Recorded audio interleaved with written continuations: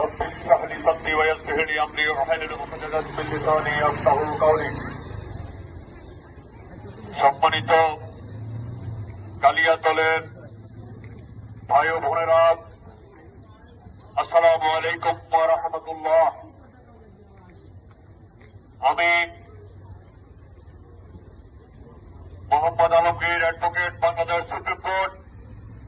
আমার বাড়ি চাপাতো। আমি আপনাদেরই এলাকার সন্তান।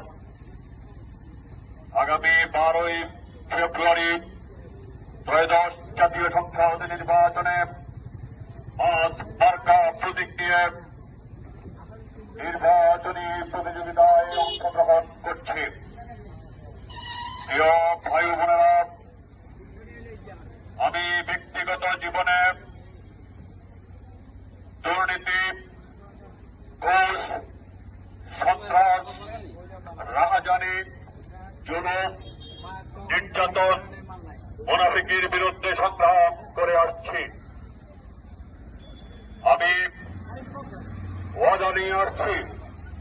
আমি ওয়াদা করেছি, আল্লাহর কাছে ওয়াদা করেছি, আমি সন্ত্রাসের বিরুদ্ধে, অন্যায়ের বিরুদ্ধে, জুলুমের বিরুদ্ধে, চাঁদাবাদের বিরুদ্ধে এবং দখলবাজ মুনাফিকদের বিরুদ্ধে আজীবন সংগ্রাম করে যাবে ইনশাআল্লাহ। আমরা চট্টগ্রামকে একটি শান্তির আবাস ভূমি হিসাবে গড়ে তুলতে চাই। আমরা প্রতিটি নাগরিকের ন্যায্য হিস্সা, ন্যায্য অধিকার, মানবাধিকার প্রতিষ্ঠার জন্য সংগ্রাম করে যাচ্ছি। আমি সেই দিন গত 29শে ডিসেম্বর জেলা প্রশাসকের রিটার্নিং অফিসারের কার্যালয়ে যখন মনোনয়ন যাচাই বাছাই হচ্ছিল, সেখানে প্রার্থীদের মামলা মোকদ্দমা দুর্নীতির বিষয়ে বিভিন্ন সংস্থা প্রশ্ন উত্থাপন করেছে। অন্য প্রার্থীদের বিষয়ে কি উত্থাপিত হয়েছে সেটা আপনারা ভালো করে জানেন, আমার বলার প্রয়োজন নেই।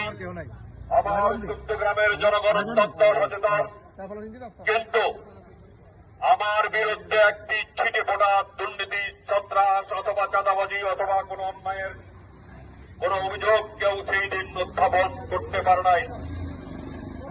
আমি এখনো আমি যেখানে যাই সেখানে চ্যালেঞ্জ দিয়ে বলি, যদি আমার বিরুদ্ধে কোন অপরাধ আপনারা দেখতে পান, অপরাধের কোন সন্ধান পান, আমি কারো উপরে জোর করেছি এরকম